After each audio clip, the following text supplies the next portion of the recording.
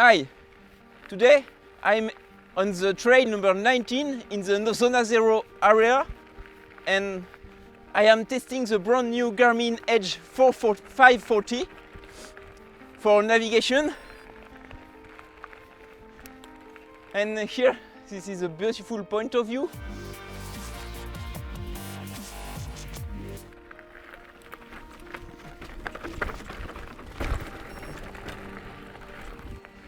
The name of the road is El Araclan, and there is a picture from a scorpion on the map.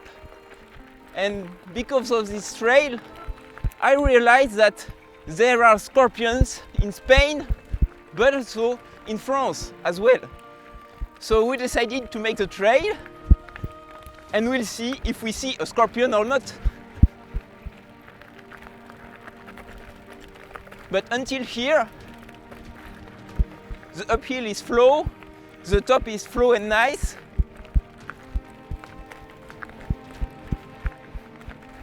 Sometimes you get some steps down.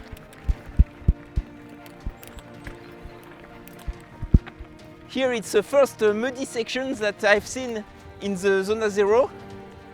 And I must thank the GPS because otherwise we would never have seen the trail. It was not easy to see. And the Garmin Edge 540 helped me a lot. Let's get back to the bike and continue riding. While riding, I can tell you my first impression about the GPS Garmin Edge 540. It's a nice GPS, it's light. I will make a video with a full comparison with the other GPS that I usually use. So here is just my first impressions. The setup is not as easy as the Hammerhead Karoo 2. For example, if you want to load a route on the GPS, I had to have a look on tutorials on the web because it was not easy to see how to do it. So the web app for Garmin is not clear about this point, whereas with the Karoo 2 you get the dashboard and you can do this very easily on the web app. So this was the first point, and the second point is the navigation. So it works well. But I prefer the screen of the Karoo 2. It's with you have a map layer. Maybe it's possible to load a map on the Edge 540. But I didn't find how to do it just without making some web research. What seems to be very promising is the ability to use stray forks, because I like this app. And for mountain bike you can see sections, trails and everything, and so I did not try yet, but I know it's possible to do it, and I already downloaded the Stray Forks application on the GPS. So I will tell you next time how it works, but this seems to be a very good feature. So now we are on the top of the mountain, starting the downhill. We have just seen a very beautiful waterfall, but I did not take the camera. It was not easy to get over there on the bike, so we had to go on foot.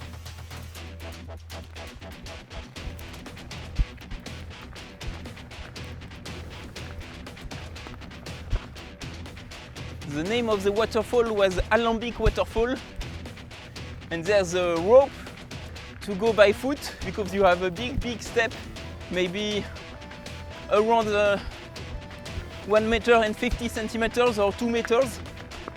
And another point concerning the Garmin, I think the buttons which are on the bottom, it's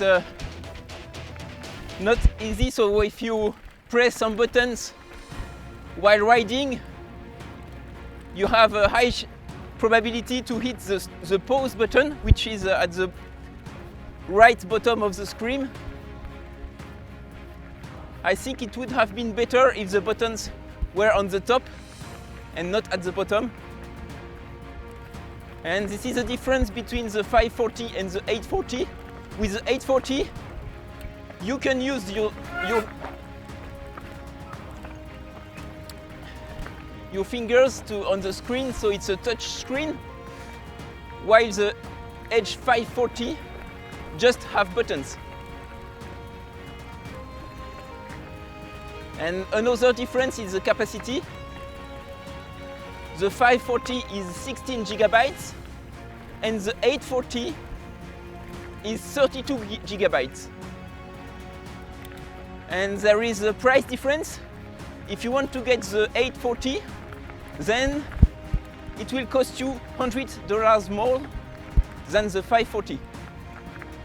And something else I have noticed is the option, is the possibility to charge the GPS while riding.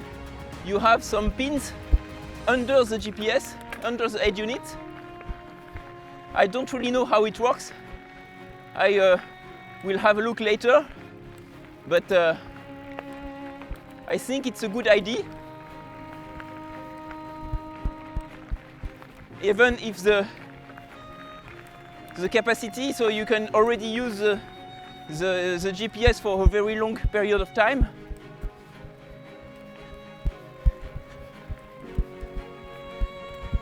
I don't remember exactly the numbers, but I think 20 or 30 hours should be possible with the Edge 540. So it's already a huge capacity.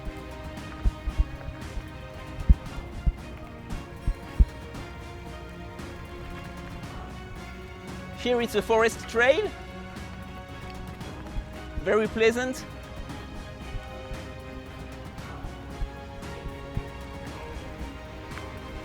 It should get steeper soon, the downhill, so we were on the top section, which is more flat.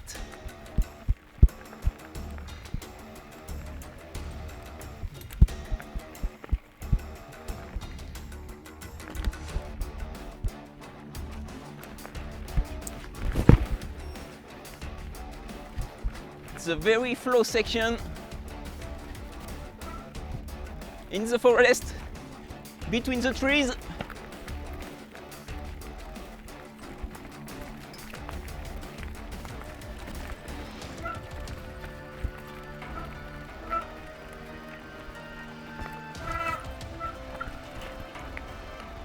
Here a bit more rocks.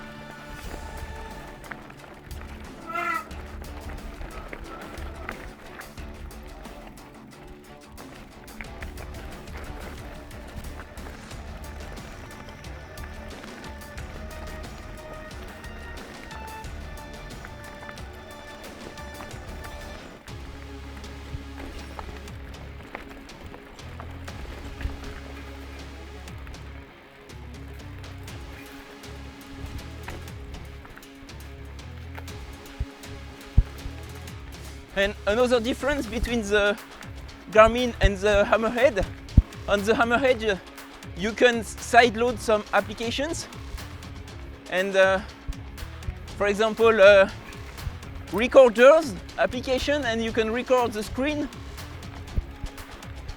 of your GPS, which is nice if you want to make some videos.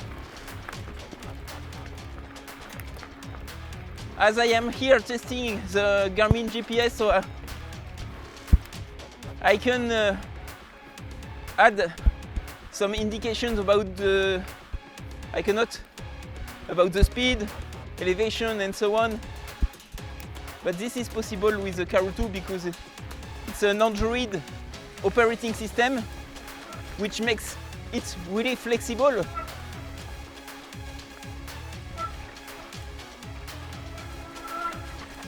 You can do almost what you want with the Karoo 2. Whereas with the Garmin, you have to rely on the Garmin system, so what they are doing, you have some Connect IQ application, but you have less flexibility. Let's go for the last downhill.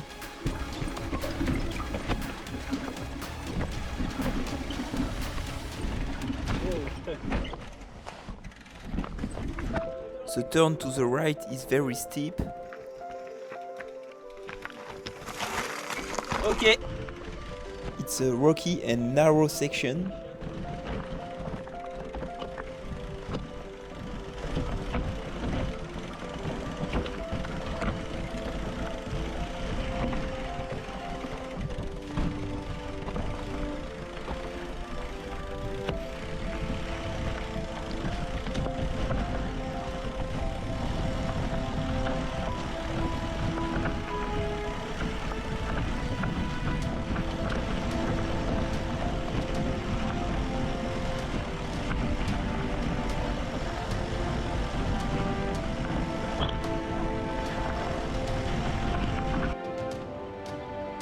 Now we are close to the end of the trail. The second downhill is not as good as the first one, so as you can see, it is straightforward with many rocks. I think it is less fun. The first one is better, but it is always nice to ride here in the Zona Zero area. So I hope you enjoyed this video and see you soon. Bye bye!